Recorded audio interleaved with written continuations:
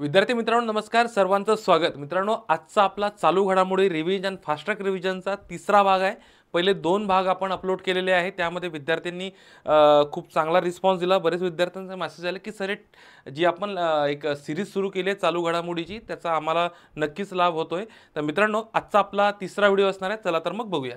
चला, आपल्याला मित्रांनो पहिला कालपर्यंत आपण 55 प्रश्नांपर्यंत होतो. आज 56 नंबरचा प्रश्न आपण बघतोय. याच्यामध्ये तुम्हाला आता हा जोड्या लावा संदर्भातला प्रश्न आहे. 56 नंबरचा प्रश्न लक्षात घ्या. खालीलपैकी बिनचूक जोड्या निवडा असं म्हटलेलं आहे. आता हा पुरस्कारावर प्रश्न आहे, महाराष्ट्र उद्योग पुरस्कार 2023 संदर्भातला. इथं म्हटलं उद्योगरत्न पुरस्कार रतन टाटा यांना मिळाला आहे. उद्योग मित्र पुरस्कार आदर पुनावालांना मिळाला आहे आणि तसेच उद्योगिनी पुरस्कार गौरी किल्लोस्कर आणि उत्कृष्ट मराठी उद्योजक विलास शिंदे यांना मिळाला आहे. हे चारही पर्याय या प्रश्नांमधले बरोबर आहे. ठीक आहे, आणि हा महत्त्वाचा आहे, हा करून घ्या. महाराष्ट्राला पहिलाच उद्योग पुरस्कार आहे. महाराष्ट्रातला कुठलाही पहिला पुरस्कार जेव्हा येतो त्या 100% आयोग काय करतो, ते प्रश्न विचारण्याचा प्रयत्न करतो. तर ह्या चारही वेगवेगळ्या कॅटेगरीमधले कोणकोणती नाव आहे. तर तुम्हाला माहिती आहे, उद्योगरत्न रतन टाटा माहीत असेल, उद्योगिनी पुरस्कार गौरी किल्लोस्कर आणि उद्योग मित्र आदर पुनावाला आणि उत्कृष्ट मराठी उद्योजक विचारलं तर विलास शिंदे. तर चारही पर्याय बरोबर आहेत. पर्याय क्रमांक 4 इथे काय बरोबर आहे. यानंतर 57 नंबरचा प्रश्न बघितला तर लक्षात घ्या, नॉर्मन ई बोरलॉग पुरस्कारा संदर्भातला आहे. ठीक आहे, नॉर्मन ई बोरलॉग पुरस्कार खालीलपैकी कोणते विधान योग्य आहे असं विचारलंय.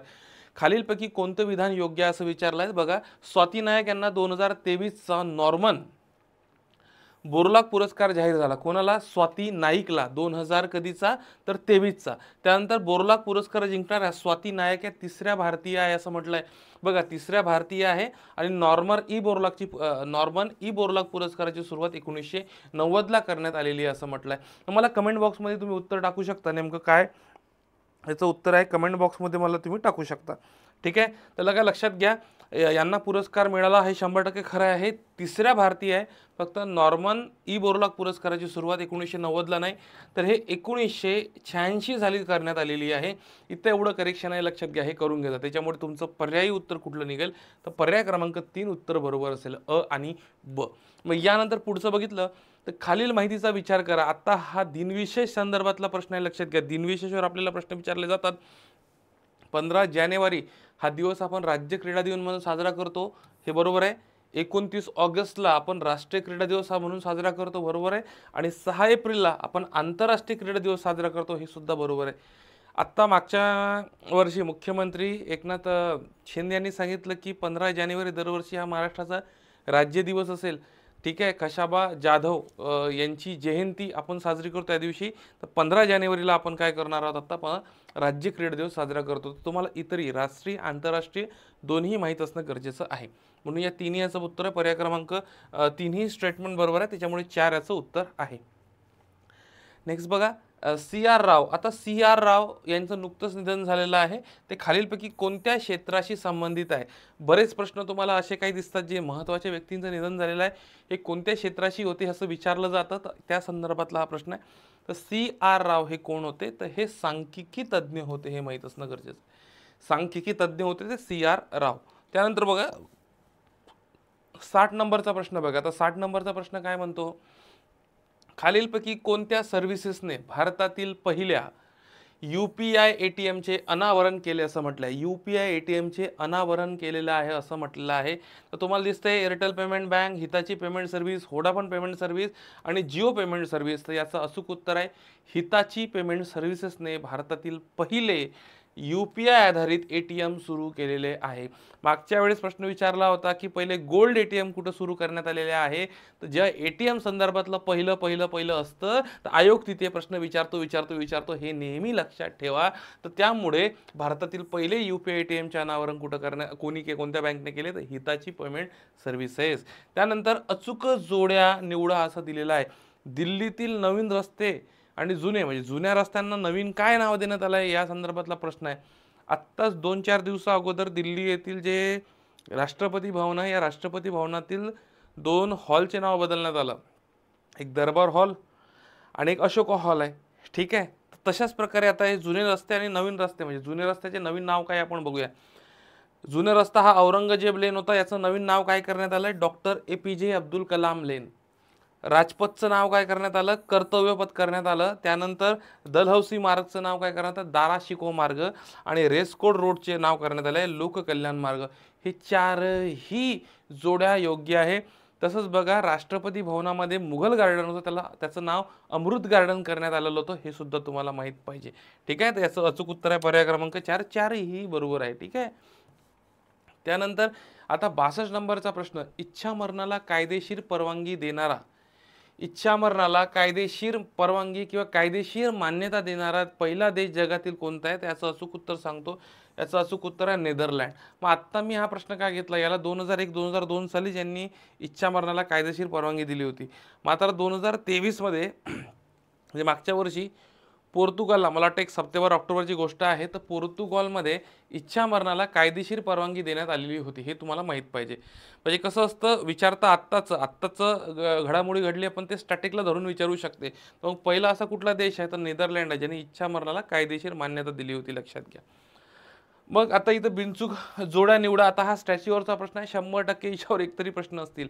जेव्हाही कुठल्या महत्त्वाच्या व्यक्तीचे स्टॅच्यू बांधले जाते, त्याची उंची विचारली जाते, तुम्हाला उंची तर विचारते ते कुठे आहे हे विचारतं, किंवा जोड्या लावामध्ये प्रश्न असते. आता बघा स्टॅच्यू ऑफ युनिटी जर बघितले मला कमेंट बॉक्समध्ये टाका की स्टॅच्यू ऑफ युनिटीची उंची किती आहे, हे मला कमेंट बॉक्समध्ये टाका. ठीक आहे, तर हे सरदार वल्लभभाई पटेल यांचा पुतळा आहे. हा कुठं आहे, तर गुजरातमध्ये आहे. स्टॅच्यू ऑफ इक्वेलिटी, आता हा कुणाचा पुतळा आहे, तर संत रामानुजाचार्याचा पुतळा आहे, हैदराबादला आहे हा. आणि स्टॅच्यू ऑफ नॉलेज हा डॉक्टर बाबासाहेब आंबेडकरांचा पुतळा लातूरमध्ये आहे. आणि स्टॅच्यू ऑफ प्रॉस्पेरिटी हा कॅम्पे गौडा यांचा पुतळा आहे, हा बँगलोर येथे आहे. हे चारही ज्या जोड्या आहे पुतळ्यांसंदर्भातल्या, हा अगदी बरोबर आहे. मला कमेंट बॉक्समध्ये टाका या चारही जे तुम्हाला दिसतंय त्याचे मला पुतळे दिसत आहे, याची उंची किती आहे, मीटरमध्ये टाका किंवा फूटमध्ये टाकली तरी काही हरकत नाही. ठीक आहे. मग त्यानंतर बघा खालील माहितीचा विचार करून योग्य विधाने निवडा. आता बघा युनेस्कोने गुजरातचा गरबा, आता हा गुजरातचा गरबा आणि पारंपरिक नृत्य प्रकाराला अमृत सांस्कृतिक वारसा यादीत, आता बघा हे तुम्ही म्हणा हे कोणती होय, तर अमृत सांस्कृतिक यादी म्हणजे जे आपली ज्या सांस्कृतिक आहे, आपली जी संस्कृती आहे याच्या संदर्भातल्या ज्या याद्या असतात या संदर्भात आहे. तशी आपण युनेस्कोची मगाशी क्रिएटिव्ह सिटी यादी बघितली, जागतिक वारसाची यादी आहे, तशी ही अमूर्त वारसा यादी आहे, लक्षात घ्या. ठीक आहे. तर गुजरातच्या गरबाला यांनी पारंपरिक नृत्य प्रकारामध्ये युनेस्कोच्या अमूर्त यादीत स्थान दिले. आता जर बघितलं तर गरबा हा युनेस्कोच्या यादीत स्थान मिळवणारा भारतातील 14वा सांस्कृतिक घटक आहे असं म्हटलंय. मला कमेंट बॉक्समध्ये उत्तर टाकू शकता तुम्ही की नेमकं तुम्हाला उत्तर काय वाटतं याचं. ठीक आहे. तर बघा आता काय काय दिलेलं आहे इथं 14वा नसून हा गरबा जो आहे हा 15वा क्रमांकाचा सांस्कृतिक घटक ठरलेला आहे. कितवा, आता 15वा क्रमांकाचा तुम्हाला माहित पाहिजे. ठीक आहे. आता बघा त्यानंतर बघा प्रादेशिक भाषेत 65 नंबरचा प्रश्न बघा. 65 नंबरचा प्रश्न काय म्हणते, प्रादेशिक भाषेत निकाल प्रकाशित करणारे देशातील पहिले उच्च न्यायालय कोणते ठरलेले आहे म्हणते. प्रादेशिक भाषेत निकाल प्रकाशित करणार, आता जेव्हा तुम्हाला माहीत असेल की बरेच वेळा आपल्याला असे काही प्रश्न विचारले जातात की त्याच्यामध्ये भारतातलं पहिलं, महाराष्ट्रातलं पहिलं, अशा स्वरूपाचे तुम्हाला प्रश्न दिसतात. मग इथं याचं अचूक उत्तर आहे केरळ उच्च न्यायालय हे प्रादेशिक भाषेत निकाल प्रकाशित करणारे पहिले उच्च न्यायालय ठरले, हे आपल्याला माहीत असणं गरजेचं आहे. ठीक आहे. त्यानंतर खालील माहितीचा विचार करून योग्य विधाने निवडा असं म्हटलंय. खालील माहितीचा विचार करून योग्य विधाने निवडा असं म्हटलेलं आहे. आता लक्षात घ्या नोव्हेंबर 2023 मध्ये कंबोडियातील अंगकोर वाट, आता हे लक्षात घ्या अंगकोर वाट हे जगप्रसिद्ध हिंदू मंदिर जगातील 8वे, इथं लक्षात घ्या 8वे आश्चर्य म्हणून घोषित करण्यात आले असं म्हटलंय.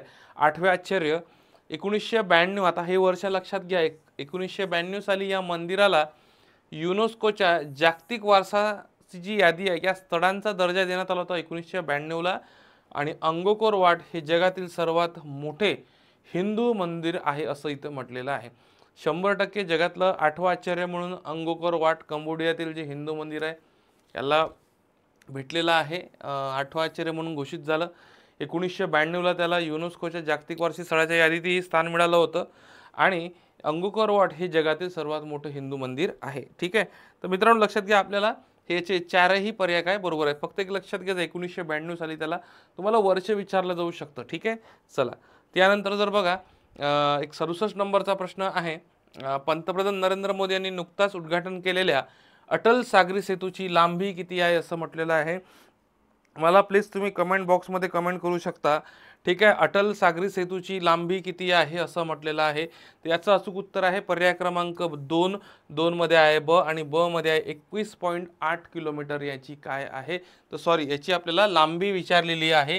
अटल सेतूची लांबी विचारलेली आहे. लांबी 21.8 किलोमीटर याची काय आहे तर लांबी आहे. ठीक आहे. त्यानंतर बघा, पंतप्रधान नरेंद्र मोदी यांनी 2023 मध्ये रामसर स्थळांच्या संवर्धनासाठी कोणती योजना सुरू केलेली असं म्हटलं. बघा लक्षात घ्या, प्रश्न बघा काय म्हणतात तर रामसर स्थळांसाठी कोणती योजना सुरू केलेली आहे तर याचं अचूक उत्तर आहे अमृत धरोहर योजना. ठीक आहे, अमृत धरोहर योजना. मिष्टी योजना सुद्धा आपण बघितली होती, विश्वकर्मा योजना बघितली होती, लखपती दिदी योजना बघितली होती. ठीक आहे, आणि त्यानंतर आता बघतो आपण अमृत धरोहर योजना कशी संबंधित आहे. ते रामसर स्थळ याच्या संवर्धनासाठी, यांच्या संरक्षणासाठीची योजना आहे अमृत धरोहर योजना. त्यानंतर हाऊ प्राईम मिनिस्टर डिसाइड हे पुस्तक खालीलपैकी कोणी लिहिलेलं आहे असं म्हटलेलं आहे. 69चं मला तुम्ही काय करा कमेंट बॉक्समध्ये टाकू शकता. ठीक आहे, चला तर याचं अचूक उत्तर आहे पर्याय क्रमांक काय आहे तर पर्याय क्रमांक याचं अचूक उत्तर येते पर्याय क्रमांक 1. 1 मध्ये काय आहे लक्षात घ्या. पर्याय क्रमांक जर बघितलं तर तुम्हाला असं लक्षात येईल 1 मध्ये दिसते ब आणि ब मध्ये दिसते नीरजा चौधरी. हे याचं अचूक उत्तर आहे. ठीक आहे, 69चं अचूक उत्तर आहे. यानंतर बघा, खालील माहितीचा विचार करून योग्य विधाने निवडा असं म्हटलं. योग्य विधाने निवडा. जागतिक आरोग्य संघटनेने मँकी पॉक्स यापुढे जागतिक आरोग्य आणीबाणी नसल्याचे घोषित केले. ठीक आहे, त्यानंतर जुलै 2022 मध्ये मंकी पॉक्स आंतरराष्ट्रीय सार्वजनिक आरोग्य आणीबाणी म्हणून म्हणून काय केलं होतं, जाहीर केलं होतं 22 मध्ये. आणि कांगोमध्ये 1958 साली माकडांमध्ये हा विषाणू पहिल्यांदा आढळला होता. म्हणजे माकडांमध्ये हा विषाणू काय होता पहिल्यांदा आढळला होता असं म्हटलेलं. आता बरेच वेळा तुम्हाला हा प्रश्न जो आहे आरोग्य संदर्भातल्या काही चालू घडामोडी आहे त्याच तेव्हा आपल्याला हा प्रश्न विचारला जाऊ शकतो. तर त्याच्यामुळे तुम्हाला मंकी पॉक्सबद्दल माहीत पाहिजे. पहिल्यांदा 58ला कांगोमध्ये आढळला होता आणि 2000 नुकताच आपण त्याच्यावरची जी जागतिक आणीबाणी होती, जागतिक आरोग्य आणीबाणी होती ती काय केली आता बंद केली.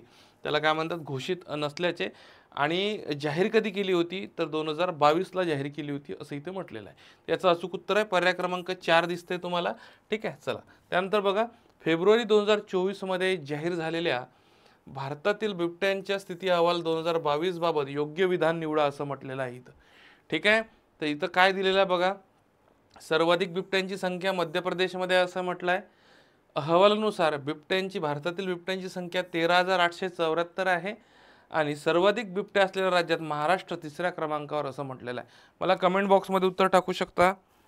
ठीक आहे, 71 नंबरचा प्रश्न बघतोय आपण कमेंट बॉक्समध्ये मला टाकू शकता. ठीक आहे, चला मध्य प्रदेशमध्ये सर्वाधिक बिबट्यांची संख्या 100% बरोबर आहे. त्यानंतर जर बघितलं बिबट्यांची संख्या 13,874 आहे, 100% बरोबर आहे. आणि सर्वाधिक बिबट्या असलेल्या राज्यामध्ये महाराष्ट्र 3ऱ्या नाही तर 2ऱ्या क्रमांकावर आहे हे तुम्हाला माहीत पाहिजे. ठीक आहे, सर्वाधिक बिबट्या असलेल्या राज्यामध्ये महाराष्ट्र 2ऱ्या क्रमांकावर आहे. 1 नंबरला काय आहे तर मध्य प्रदेश आहे. सर्वाधिक बिबटे जर बघितले यानुसार 13,874 बिबटे टोटल भारतामध्ये आहे. तुम्हाला माहीत असणं गरजेचं आहे. चला त्याचं उत्तर काय येईल मग आता अ आणि ब बरोबर आहे. म्हणजे पर्याय क्रमांक काय येईल आपला 1 बरोबर आहे. ठीक आहे, त्यानंतर हिमबिबट्यांच्या स्थितीबाबतचा अहवाल आहे, नुकतंच प्रकाशित झाला असं म्हटलेलं आहे. खालीलपैकी कोणती विधाने अचूक निवडा असं म्हटलेलं आहे. योग्य विधान निवडायची आहे आपल्याला. ठीक आहे, 718 हिमबिबट्यांची संख्या नोंदवण्यात आली आहे भारतामध्ये, 100% बरोबर आहे. सर्वाधिक हिमबिबटे लडाखमध्ये असून 2ऱ्या क्रमांकावर उत्तराखंड आहे, हे बरोबर आहे. मात्र अहवालानुसार जम्मू काश्मीरमध्ये सगळ्यात कमी हिमबिबट्यांची संख्या आहे. त्याच्यामुळे याचं अ आणि ब हे दोन्हीच उत्तर येईल. ठीक आहे, चला त्यानंतर खालील माहितीचा विचार करून बिनचूक जोड्या निवडा. नुकताच भारतातील 5 पाणथळ क्षेत्रांचा समावेश रामसर यादीत करण्यात आलेला आहे. रामसर यादींची संख्या सर्वाधिक स्थळांची संख्या उत्तर प्रदेशमध्ये आहे आणि 2 फेब्रुवारीला आपण जागतिक पाणथळ दिवस साजरा करतो. आता बघा हे स्टेटमेंट बरोबर आहे. उत्तर प्रदेशमध्ये सर्वाधिक आहे 10. ठीक आहे, आता 11 झाली वाटते. आता पाणथळची जी संख्या आहे हे अगोदर 82-80 होती आणि आता 2 वाढलेली आहे. म्हणजे 75 होती, 5 वाढली, 80 झाली, 2 प्लस वाढली. नागे आणि नागटी आहे बिहारमधलं, तर आता 82 झाली आहे. ठीक आहे, त्याचं अचूक उत्तर आहे पर्याय क्रमांक काय आहे 4. ठीक आहे. त्यानंतर जर बघितलं, खालील माहितीचा विचार करून योग्य विधान निवडा. दरवर्षी 18 एप्रिलला आपण जागतिक वारसा दिवस साजरा करतो. त्यानंतर 2024ची थीम जर विचारली तर विविधता शोधा आणि अनुभवा, आणि 1983 पासून प्रथमच हा दिवस साजरा करण्यात येतो असं म्हटलेलं आहे. दिनविशेष संदर्भातला प्रश्न आहे, 100% तुम्हाला यावर प्रश्न येऊ शकतो. राज्यसेवेसाठी थोडंसं एक आम्ही करून ठेवतो. जागतिक वारसा, आता आपण वारसा यादी तर मागच्या वेळेस बघितलं, ठीक आहे. तर याचं अचूक उत्तर आहे पर्याय क्रमांक 4. ठीक आहे. चला, महाराष्ट्राचे माजी मुख्यमंत्री मनोहर जोशी यांचे नुकतंच निधन झालं. आता निधन वार्ताच्या संदर्भातला आहे, मनोहर जोशी यांचे नुकतंच निधन झाले, यांच्याबाबत काय अचूक आहे असं विचारलेलं आहे. तर 75 नंबरचे प्रश्नाचे तुम्ही मला काय करू शकता, कमेंट बॉक्समध्ये उत्तर टाकू शकता. ठीक आहे. लोकसभेचे 13वे अध्यक्ष म्हणून त्यांनी काम केलं असं म्हटलं आहे.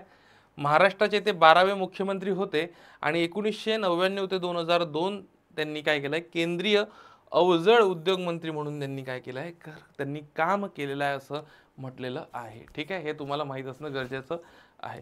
चला, तर याचं अचूक उत्तर आहे पर्याय क्रमांक 4. हे सगळे तिन्ही उदाहरणं काय आहे यांच्याबरोबर बरोबर आहे. फली नरिमन यांचे फेब्रुवारी 2024 मध्ये निधन झालेले आहे. त्यांच्याबाबत कोणती विधाने योग्य आहे असं म्हटलेलं आहे, योग्य आहे. आता भारतातील न्यायव्यवस्थेतील पितामह म्हणून त्यांची ओळख होती, तर लक्षात घ्या फली नरिमन. ठीक आहे. फली नरिमन यांची भारतीय न्यायव्यवस्थेतील पितामह म्हणून त्यांची ओळख होती, हे एक महत्त्वाचं स्टेटमेंट आहे. 1972 ते 75 भारताचे ते अतिरिक्त सॉलिसिटर जनरल म्हणून त्यांनी काम केलं आणि भारत सरकारने त्यांना पद्मश्री, पद्मभूषण आणि पद्मविभूषण तिन्ही पुरस्काराने सन्मानित करण्यात आलं असं म्हटलं आहे. तर पद्मश्री पुरस्कार त्यांना दिला गेला नाही, त्याच्यामुळे हे स्टेटमेंट काय येईल, चूक येईल. अ आणि ब म्हणजे तुम्हाला पर्याय क्रमांक हे माहीत होईल. भारतीय न्यायव्यवस्थेचे पितामह कोणाला ओळख म्हणून कोणाला ओळखतात असं जर विचारलं तर लक्षात घ्या फली नरिमनच उत्तर आलं पाहिजे. ठीक आहे. 58वा ज्ञानपीठ पुरस्कार, आता 58वा ज्ञानपीठ पुरस्कार 2023 गुलजार यांना जाहीर करण्यात आला. त्यांच्याबाबत खालीलपैकी काय योग्य आहे असं विचारलेलं आहे. आता बघा, धुआ या कथासंग्रहासाठी त्यांना उर्दू भाषेतील साहित्य अकादमी पुरस्कार मिळाला आणि 2013 साली त्यांना दादासाहेब फाळके पुरस्काराने सन्मानित करण्यात आलेले आहे असं म्हटलेलं आहे. तुम्ही मला उत्तर कमेंट बॉक्समध्ये टाकू शकता. अतिशय महत्त्वाचा प्रश्न आहे. 58वा ज्ञानपीठ पुरस्कार 2023 गुलजार यांना जाहीर झालेला आहे. ठीक आहे. धुआ या कथासंग्रहासाठी साहित्य अकादमी भेटलेला आहे आणि 2013 साली त्यांना दादासाहेब फाळके पुरस्कार सुद्धा मिळालेला आहे. त्याच्यामुळे अचूक पर्याय दोन्हीही बरोबर आहे. पर्याय क्रमांक 3 मध्ये आहे अ आणि ब योग्य. ठीक आहे. त्यानंतर 58वा प्रश्न, ज्ञानपीठ पुरस्काराबाबत खालीलपैकी कोणते विधाने बिनचूक आहे असं म्हटलेलं आहे. 58चं मला तुम्ही चॅट बॉक्समध्ये किंवा कमेंट बॉक्समध्ये मला टाकू शकता. 58चं नेमकं उत्तर काय आहे तर. ठीक आहे. आता बघा, लक्षात घ्या, हा महत्त्वाचा आहे ज्ञानपीठ पुरस्कार. इथं बघा, ज्ञानपीठ पुरस्कारात खालीलपैकी कोणती विधाने बिनचूक आहे असं म्हटलेलं आहे. भारतातील साहित्य क्षेत्रातील सर्वोच्च पुरस्कार मानला जातो ज्ञानपीठ पुरस्कार. ठीक आहे. 100% बरोबर. पहिला पुरस्कार गोविंद शंकर कुरूप यांना देण्यात आला होता मल्याळम भाषेसाठी, हे सुद्धा बरोबर आहे.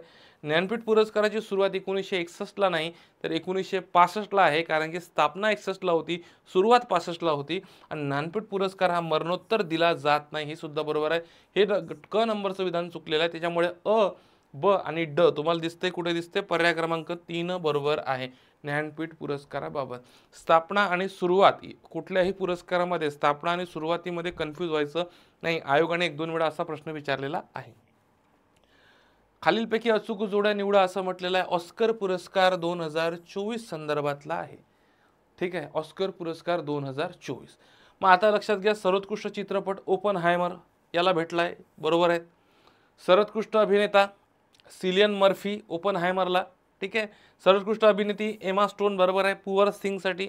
सर्वोत्कृष्ट दिग्दर्शन ओपनहायमर क्रिस्टोफर नोलन. हे चारही जोड्या बरोबर आहे. ऑस्कर पुरस्कारावर आपल्याला बरेच वेळा सिंगल लाइनर किंवा मल्टी लाइनर स्वरूपात प्रश्न दिसलेले आहे आणि सहसा या कॅटेगरीमध्येच विचारले जातात. चित्रपट, अभिनेता, अभिनेत्री, दिग्दर्शक, सहाय्यक अभिनेता, सहाय्यक अभिनेत्री, अशाच कॅटेगरीमध्ये प्रश्न विचारले तुम्हाला दिसत आहे. ठीक आहे. अचूक उत्तर आहे पर्याय क्रमांक 4 बरोबर आहे. ठीक आहे. चला, बिहारचे माजी मुख्यमंत्री कर्पूरी ठाकूर यांना नुकताच भारतरत्न जाहीर झाला. त्यांच्याबाबत आपल्याला काय निवडायचं आहे तर खरं निवडायचं आहे. 52 मध्ये ते पहिल्यांदा विधानसभा निवडणूक त्यांनी जिंकली 1952ला असं म्हटलंय. 11वे मुख्यमंत्री होते 1970ला बिहारचे आणि बिहारला ते दोनदा उपमुख्यमंत्री राहिलेले आहेत आणि 1970 मध्ये त्यांना विभूषण पुरस्काराने सन्मानित करण्यात आलं असं म्हटलंय. तर तुम्ही मला याचं चॅट बॉक्समध्ये उत्तर टाकू शकता, नेमकं काय आहे तर चॅट बॉक्समध्ये उत्तर टाकू शकता. ठीक आहे, आता हे बरोबर आहे. 52ला त्यांनी पहिल्यांदा विधानसभा निवडणूक जिंकली. 11वे मुख्यमंत्री होते बिहारचे. मात्र ते दोनदा उपमुख्यमंत्री नाही तर एकदाच राहिलेले आहे. ठीक आहे, एकदाच राहिलेले आहे, एकदाच राहिले आहे. तर त्याच्यामुळे क नंबरचं स्टेटमेंट गलत आहे, म्हणजे चूक आहे. आणि 1970ला त्यांना पद्मविभूषण सुद्धा मिळालेलं नाही आहे. म्हणून अ आणि ब विधान बरोबर आहे. म्हणजे तुम्हाला पर्याय क्रमांक 1 याचा काय आहे तर योग्य आहे, अ आणि ब. ठीक आहे. यानंतर पुढचं बघा, मणिपूर वांशिक मधील वांशिक जो हिंसाचार झाला होता याच्या चौकशी करण्यासाठी केंद्र सरकारने जून 2023 मध्ये कोणती समिती नेमली होती, तर याचं अचूक उत्तर आहे अजय लांबा नावाची समिती होती, हे नेमलेली होती. शिक्षण मंत्रालयाने कोचिंग सेंटर्समध्ये किती वर्षापेक्षा कमी वयाच्या विद्यार्थ्यांना प्रवेशावर नुकतीच बंदी घातली, तर याचं अचूक उत्तर आहे पर्याय क्रमांक क मध्ये 16 वर्ष. ठीक आहे. चला, भीमराव आंबेडकर यांचा स्टॅच्यू ऑफ सोशल जस्टिस या पुतळ्याचे नुकतेच अनावरण कोणत्या राज्यात करण्यात आलेलं असं म्हटलं. 83 नंबरचं मला तुम्ही काय करू शकता, कमेंट बॉक्समध्ये टाकू शकता. तर याचं अचूक उत्तर आहे पर्याय क्रमांक 1 मध्ये आहे ब, आणि ब मध्ये आहे आंध्र प्रदेश. डॉक्टर भीमराव आंबेडकर यांचे स्टॅच्यू ऑफ सोशल जस्टिस या पुतळ्याचे जे नुकतेच अनावरण करण्यात आले हे आंध्र प्रदेशमध्ये करण्यात आलेले आहे. त्यानंतर 23 जानेवारी रोजी पराक्रम दिवस आपण खालीलपैकी कोणाच्या सन्मानार्थ साजरा करतो, तर याचं अचूक उत्तर आहे सुभाषचंद्र बोस. सुभाषचंद्र बोस तुम्हाला पर्याय क्रमांक 3 मध्ये दिसतील. सुभाषचंद्र बोस 23 जानेवारी पराक्रम दिवस आपण साजरा करतो. जात आधारित आर्थिक सर्वेक्षण प्रसिद्ध करणारे देशातील पहिले राज्य कोणते भरलेले आहे, तर याचं अचूक उत्तर आहे पर्याय क्रमांक क मध्ये दिसतोय बिहार, आणि क कुठं आहे तर पर्याय क्रमांक 2 मध्ये तुम्हाला दिलेलं आहे. ठीक आहे. जगातील पहिले पोर्टेबल हॉस्पिटल आरोग्य मैत्री क्यूब चे अनावरण नुकतेच कुठे करण्यात आलं, तर याचं अचूक उत्तर आहे गुरुग्राम हरियाणा येथे याचं काय करण्यात आलेलं आहे, अनावरण करण्यात आलेलं आहे. जगातील पहिलं पोर्टेबल हॉस्पिटल आहे, लक्षात घ्यायचं. तर तुम्हाला पर्याय क्रमांक 3 बरोबर आहे, 3 मध्ये आहे. मागं पुढं ऑप्शन केलेले लक्षात घ्या थोडं. ठीक आहे. पंतप्रधान नरेंद्र मोदी यांनी 2023 मध्ये रामसर स्थळांच्या संवर्धनासाठी कोणती योजना सुरू केली, तर ही अमृत धरोहर योजना होती. ठीक आहे.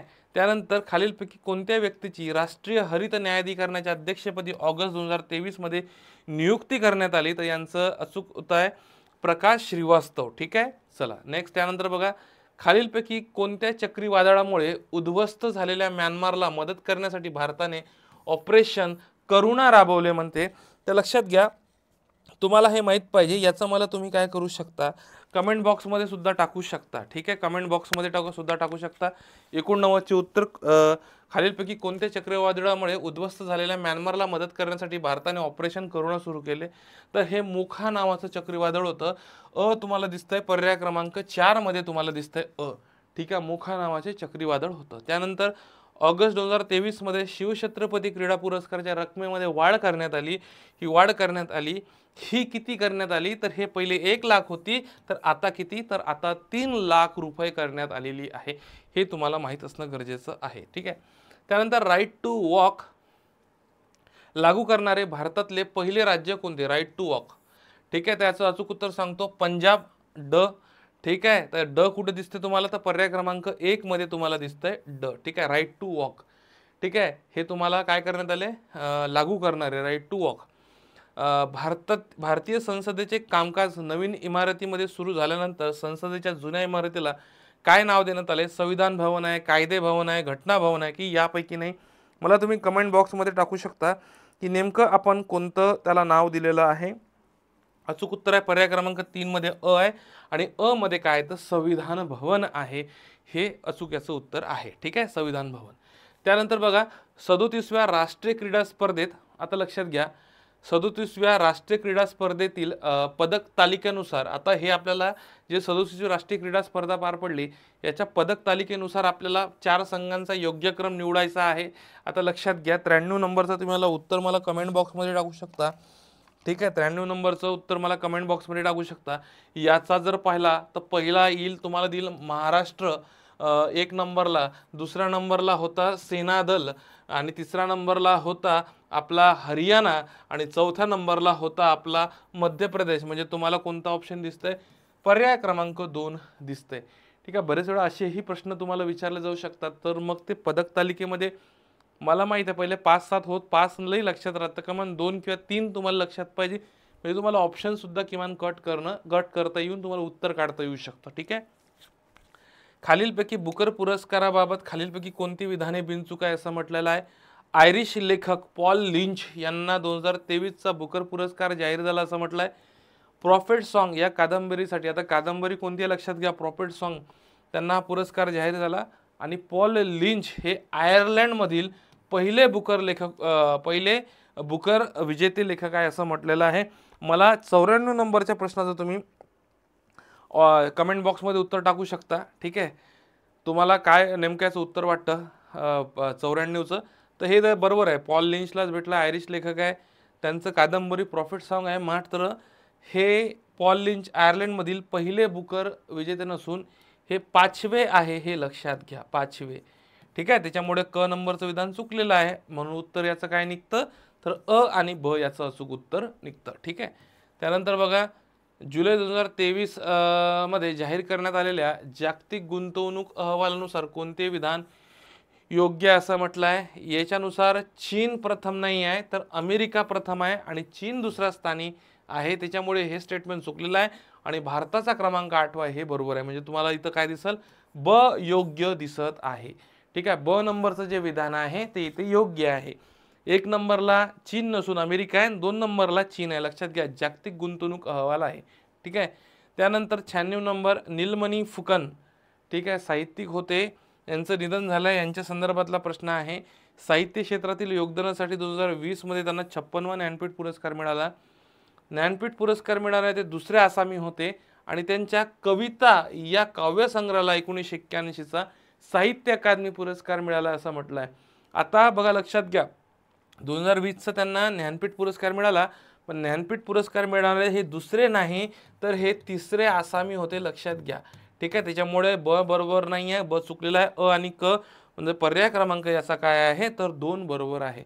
अ आणि क तिसरे होते, दुसरे नाही, लक्षात घ्या. ठीक आहे. त्यानंतर पंतप्रधान नरेंद्र मोदी यांनी खालीलपैकी कोणत्या देशाचा grand cross of the honour या पुरस्काराने सन्मानित करण्यात आलेला आहे असं म्हटलेलं आहे. अतिशय महत्त्वाचा टॉपिक आहे, कारण की आत्तापर्यंतचे असे पंतप्रधान एवढा सर्वाधिक इतर देशाचे सर्वोच्च नागरी पुरस्कार त्यांना मिळालेला आहे. मला कमेंट बॉक्समध्ये टाकू शकता तुम्ही. तर हा कोणत्या देशाचा पुरस्कार आहे? Grand cross of the order of honour हा ग्रीस देशाचा आहे. पर्याय क्रमांक 2 बरोबर आहे. मग इतर देशांचे कोणत्या वर्षी त्यांना मिळालेले आहे हे सुद्धा तुम्हाला माहीत असणं गरजेचं आहे. ठीक आहे. त्यानंतर बघा, खालीलपैकी जयंत महापात्रा, अतिशय महत्त्वाचा IMP करून ठेवा, का IMP आहे तेही सांगतो. जयंत महापात्रा यांच्याबाबत कोणती विधाने योग्य असं म्हटलं आहे? निधन झालेलं आहे म्हणून यांच्या संदर्भात हा प्रश्न घेतलेला आहे. 1981 मध्ये त्यांना रिलेशनशिप या कविता संग्रहासाठी साहित्य अकादमी पुरस्कार भेटला. रिलेशनशिप, काही जणांना रिलेशनशिप शब्द आठवल्यानंतर लगेच चालत असणार आहे आपण सिंगल आहे का डबल आहे, तर लक्षात घ्या, त्या रिलेशनशिपवर जाऊ नका. इंग्रजी कवितेसाठी साहित्य अकादमी पुरस्कार मिळवणारे ते पहिले भारतीय कवी होते. इंग्रजी कवितेसाठी साहित्य अकादमी पुरस्कार मिळवणारे ते पहिले भारतीय होते, लक्षात घ्या.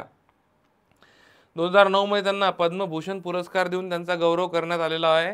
त्याच्यामुळे यांच्याबद्दलचे तीनही स्टेटमेंट काय आहे, तर तीनही स्टेटमेंट बरोबर आहे. ठीक आहे. IMP करून ठेवता 100% प्रश्न इल्यावर. ऑगस्ट 2023 मध्ये फॉर्च्यूनची जगातील सर्वात मोठ्या 500 कंपन्यांची क्रमवारी प्रथम जाहीर करण्यात आली. या क्रमवारीमध्ये पहिला क्रमांक कोणत्या देशाचा होता, आपल्या कोणत्या कंपनीचा होता असं म्हटलं आहे? मला कमेंट बॉक्समध्ये टाकू शकता. तर याचं अचूक उत्तर आहे पर्याय क्रमांक 2 आणि 2 मध्ये आहे वॉलमार्ट. जे टॉप 500 फॉर्च्यूनच्या कंपन्यांची यादी आली, तर त्याच्यामध्ये सगळ्यात टॉपची कंपनी कोणती आहे, तर वॉलमार्ट. त्यानंतर 100 नंबरचा प्रश्न बघा, केंद्र सरकारच्या पर्यटन मंत्रालयाने सप्टेंबर 23 मध्ये कोणत्या राज्यातील गावाची भारतातील सर्वोत्कृष्ट पर्यटन ग्राम म्हणून निवड केलेली आहे असं विचारलेलं आहे. तर याचं अचूक उत्तर मी तुम्हाला सांगतो. तर याचं अचूक उत्तर आहे पश्चिम बंगाल. आता पश्चिम बंगालमध्ये किरटेश्वरी नावाचं गाव आहे. या गावाची सर्वोत्कृष्ट ग्राम म्हणून काय करण्यात आली आहे तर निवड करण्यात आली आहे. काळजी करू नका, 1-2 मिनिटं थांबा फक्त. काय होऊन जातं मधामधात एक थोडंसं अडचण येऊन जातं आणि बंद पडतं. मी आहे तुमच्यासोबत, ठीक आहे. बघा लक्षात घ्या, सर्वोत्कृष्ट ग्राम म्हणून निवड करण्यात आली आहे. तर हे 100 नंबरचा आपला प्रश्न आहे. तर मित्रांनो आज या इथेच आपण या व्हिडिओमध्ये थांबणार आहोत. आपले टोटल 100 प्रश्न आत्तापर्यंत आपण मल्टी लायनर स्वरूपात किंवा वन लायनर स्वरूपात घेतलेले आहे, ठीक आहे. पुढची जी सिरीज असणार आहे, मी काही कंटेंट स्वरूपात, काही टॉपिक हे कंटेंट स्वरूपात असणार आहेत आणि काही टॉपिक जे आहे हे वन लायनर स्वरूपात मी घेणार होतो. वन लायनर स्वरूपाचा एक वेगळी सिरीज मी घेऊन येतो तुमच्यासाठी राज्यसेवेसाठी, आणि काही फक्त कंटेंट बेस असणार आहे, म्हणजे जेणेकरून हा कंटेंट आहे आणि या कंटेंटवर कसा प्रश्न येणार आहे, अशा स्वरूपाची आपण सिरीज सुरू करतोय. मागच्या 2 व्हिडिओला तुम्ही खूप चांगला प्रतिसाद दिला. हा व्हिडिओ पण जास्तीत जास्त आपल्या विद्यार्थी मित्रांपर्यंत जे राज्यसेवेची तयारी करताय किंवा कुठल्याही स्पर्धा परीक्षेची तयारी करताय त्यांच्यापर्यंत पोहोचवा, की चालू घडामोडी सगळ्याच परीक्षेसाठी असतं. आणि तुमचेही काही प्रतिक्रिया असतील, तुम्हाला अजून कुठल्या टॉपिकवर लेक्चर हवं असेल किंवा आर्थिक घडामोडी आहे, सायन्टेक आहे, पुरस्कार आहे, पुस्तके आहे, क्रीडा घडामोडी आहे, राजकीय घडामोडी आहे, भौगोलिक घडामोडी आहे, पर्यावरण घडामोडी आहे, असे कुठले टॉपिक हार्ड जात असेल तर सांगा. तशा प्रकारच्या व्हिडिओवर आम्ही लवकरच व्हिडिओ सिरीज घेऊन येणार. मित्रांनो, तुम्हाला आगामी परीक्षेसाठी खूप खूप शुभेच्छा. Thank you very much. All the very best.